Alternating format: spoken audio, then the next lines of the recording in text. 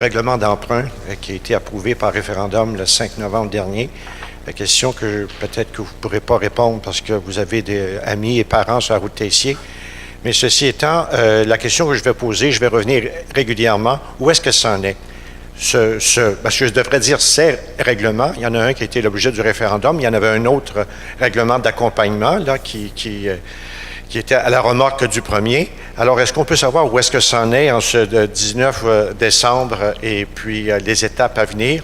J'ai plusieurs concitoyens de la route Tessier, chemin de la Butte ici, mais il y en a davantage qui vont prendre ça via le site Web. Tout est rendu au ministère des Affaires municipales, donc les documents, comme ça doit se faire normalement, suite à l'approbation référendaire.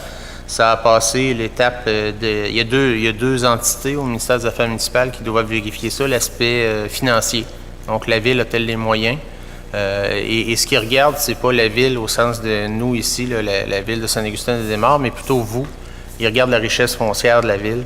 Ils regardent si vous avez des grosses maisons qui valent bien de l'argent, puis si c'est oui la réponse, ben c'est oui, vous pouvez emprunter. Et donc, cet aspect-là est réglé. Vous avez des grosses maisons parce qu'ils sont passés à l'étape suivante. Et là, c'est au service juridique, c'est à l'étude là. Ça devrait revenir en début d'année, dans les premiers mois de l'année. On n'a pas d'urgence parce que, on l'a dit à quelques occasions, on ne précipitera pas les choses parce que tant et aussi longtemps que le contrat n'est pas donné, parce que là, on a un règlement d'emprunt. Un règlement d'emprunt, ce que ça fait, ça décrète des travaux au lieu de la loi, c'est décréter des travaux puis dire comment on va les payer. Donc, les travaux en question, vous les connaissez, c'est de l'égout, de l'aqueduc, vous savez dans quel secteur, etc. Et le comment les payer, c'est la Ville va en payer tant, les résidents par secteur, il y a des taxes, etc. Donc, ça, c'est le règlement. Maintenant, à la suite de ça, on a décrété des travaux, mais là, il faut les faire. Donc, pour les faire, il faut aller en appel d'offres, puis il faut donner un contrat à un entrepreneur. Et tant et aussi longtemps que le contrat n'est pas donné, le vrai contrat avec la signature, là, puis la commence, si une subvention est disponible, on est admissible. Donc, il n'y a pas d'urgence dans le sens que plus tard, on pourra les commencer, mieux ce sera, pour que si une subvention survenait, et il est possible qu'il y en ait parce qu'on est en année électorale. Le même principe s'applique pour toutes. Et en année électorale, règle générale, il y a des belles subventions qui arrivent. Donc, le plus tard sera le mieux, tout en gardant une fenêtre pour que les travaux se réalisent. Donc, si, par exemple, je dis des chiffres, mais prenez-les pas là, à la lettre, c'est juste pour illustrer. Si on considère que les travaux vont prendre, disons, 2 mois à se réaliser, puis qu'on se donne comme date limite pour les finir le 15 octobre, mais on recule au 15 août, il faut que les travaux commencent le 15 août, il faut donner le contrat début août, mettons. Là. Mais prenez pas ça là, comme... Je ne sais pas, si tu 2 mois, si tu 1 mois et demi, ça, là, bon. Mais une fois qu'on a dit ça, ça veut dire qu'il faut aller en appel d'offres au début de l'été ou à la fin du printemps pour donner le contrat plus tard. Donc, même si on avait tout ça, la possibilité d'y aller tout de suite, on n'irait pas. Parce que l'autre chose qu'il faut comprendre, c'est que si on va en appel d'offres puis on demande que les soumissions soient valides une durée plus longue que l'habitude, il y a des chances que le soumissionnaire soumissionne plus élevé. Si on y dit, quand tu vas soumissionner, tu as jusqu'à telle date pour le faire, pour soumissionner, puis ensuite, il faut que ta soumission soit bonne pendant... Normalement, le chiffre classique, c'est 90 jours. Donc, on dit, tu as, je sais pas, disons, le 1er mars, il faut que tu soumissionnes, puis tu as 90 jours. Pendant 90 jours, donc mars, avril et mai, il faut que ta soumission soit bonne. Si on t'adonne le 28 mai, tu le fais. Alors, puis si on y dit, à la place de 90 jours, 120 ou 150 jours pour avoir justement le loisir d'attendre la subvention, bien lui, là, il se dit, moi, je soumissionne ailleurs, puis là, à un moment donné, si tout le monde me dit oui en même temps, je ne pourrais pas, fait qu'il soumissionne plus cher pour pouvoir engager du personnel autre, aller en sous-traitance, etc. Fait que plus on met un délai long, plus il y a des chances que ça soit soumissionné haut. Donc, on va attendre avant d'aller en appel d'offres le plus tard possible, mais sans aller trop loin, etc., etc. Donc, tout ça pour vous dire qu'il n'y a pas d'urgence à ce que ça revienne du MAMO, mais ça va revenir là, dans les premiers mois de l'année 2018. Merci. Mon autre point porte sur au cours des dernières années, en 2014-2015, sur la route Tessier, et il y a eu caractérisation des sols qui a amené à identifier plusieurs résidences où les services, où les fosses sanitaires n'étaient plus conformes, etc. Ce que j'aimerais savoir sur l'ensemble du territoire de la ville de Saint-Augustin, j'avais obtenu, il y a un chiffre il y a quelques années d'un employé de la ville, et qu'il y avait environ 1000 propriétés qui n'avaient pas les services de base. Ça, c'était en 2015, autour de... Maintenant, est-ce qu'on pourrait avoir quelque chose d'actualisé là-dessus? Est-ce qu'on dit services de base, là, ou bien aqueduc, ou bien égout, ou bien les deux? Et pour avoir un portrait de l'état de notre territoire, il y a question de subventions, et je ne sais pas si c'est à vous à décider, mais je pense à des secteurs comme le chemin du Roi, où il y a des services d'aqueduc.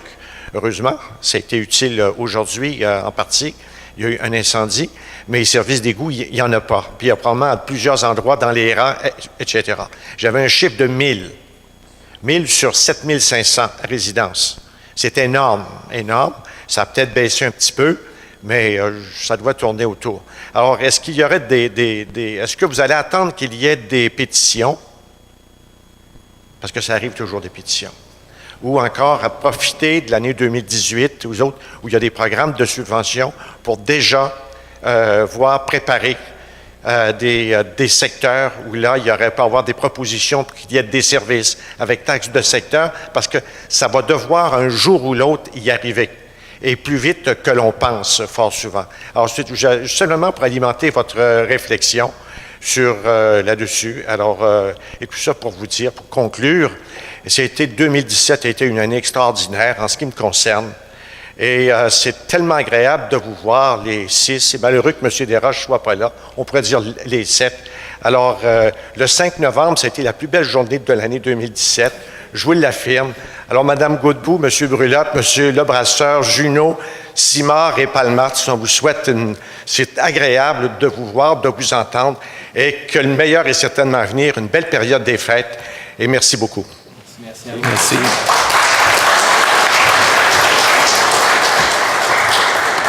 On va passer à la période d'intervention des membres du Conseil et je vais me permettre de vous annoncer que le budget 2018 de la Ville de Saint-Augustin-de-Desmaures va être adopté en début d'année prochaine.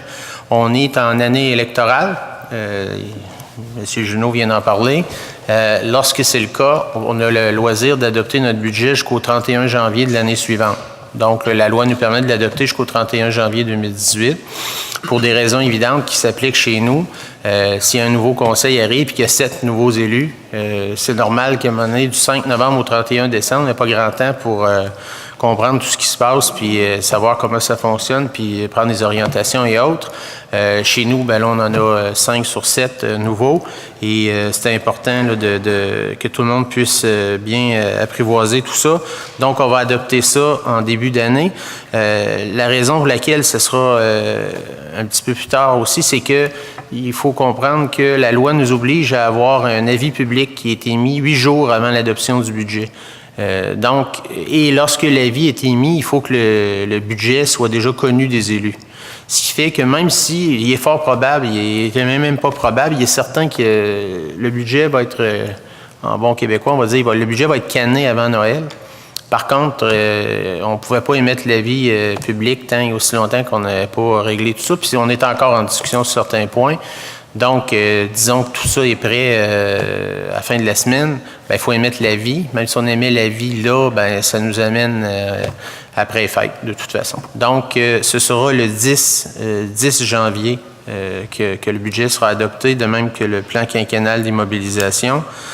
Et là, vous allez voir apparaître là, sur le site de la Ville, sur les panneaux lumineux et tout, là, il y a toute une procédure légale nécessaire. Une séance extraordinaire doit être convoquée. Ça ne peut pas être une ordinaire, je vous l'ai expliqué tout à l'heure. Donc, je vais convoquer une extraordinaire pour le 10 janvier à 19h30. Il faut aussi adopter un règlement qui s'appelle le règlement de taxation. Il y a un nom beaucoup plus long, là, mais là-dedans, il y a tous les taux de taxation par catégorie de résidence, du logement, du résidentiel, du terrain vague, etc.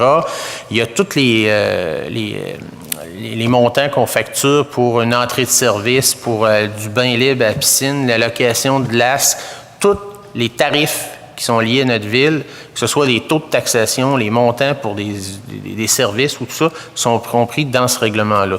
Ce règlement-là va être adopté, doit être adopté en même temps, mais il ne peut pas l'être en même temps que la séance du budget, parce qu'au budget, on ne peut adopter que ça. Donc, je vais convoquer 2 extraordinaires consécutives, une à 19h30, une à 20h30.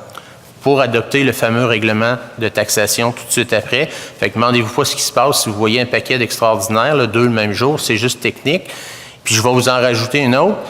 Pour adopter un règlement, il faut prendre un avis de motion. Vous en avez vu souvent ici. Et la loi interdit que l'avis de motion se fasse le même jour que la séance où on adopte un règlement.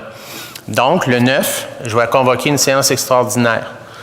Et là, on va donner avis de motion à l'effet qu'on va adopter un règlement sur la taxation le lendemain. Et donc, le 9, il y aura une séance. Faites ce que vous voulez, mais venez pas. J'ai tenu à ce qu'elle soit publique parce que la loi nous permet de faire une séance extraordinaire sans avis de convocation si tous les membres du conseil sont présents puis qui y consentent. Donc, on a un plénier le 9, nous, qui va préparer la séance du 16, l'ordinaire qui est le 16 janvier. On aurait pu se réunir en haut, faire une séance extraordinaire sans avis de convocation, pas adopter, mais présenter l'avis de motion, fermer la séance, vous ne l'auriez pas su, puis ça aurait fait pareil. Ça s'est fait dans le passé ici, puis ça m'a écœuré, puis je l'ai dénoncé à tour de bras. Parce qu'il y a eu des 60 millions d'empruntés à un moment donné sur cette façon de faire. Donc, on va faire une séance extraordinaire le 9 ici, public. Je vais juste donner l'avis de motion comme quoi j'adopte le règlement de taxation le lendemain dans une séance extraordinaire, puis c'est tout. Mais elle va être publique, puis si vous voulez venir, ça me fait plaisir de vous voir, mais il ne se passera pas grand-chose d'autre. Vous allez avoir une période de 15 minutes de questions si vous voulez qu'on parle, mais seulement sur les sujets à l'ordre du jour.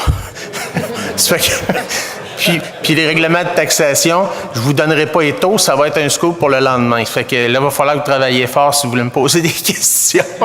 On pourra parler de tarifs pour le bain libre. Donc, ça, c'est pour ce qui concerne le budget. L'autre point que je voulais aborder très, très rapidement, c'est pas aborder en fait, c'est vous souhaiter de très joyeuses fêtes et vous remercier. Vous remercier non seulement pour l'année qu'on vient de passer, mais vous remercier, je l'ai dit quelques fois depuis l'élection, mais je vous remercie en tout cas, en ce qui me concerne, moi, pour les 2 années et demie où vous êtes venus assidûment à toutes ces séances, ça a été très aidant et merci beaucoup.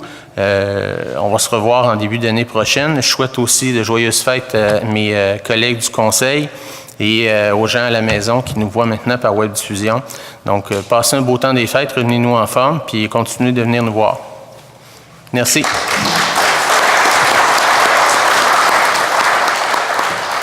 Et donc, à 20h48, je déclare la séance close. Merci.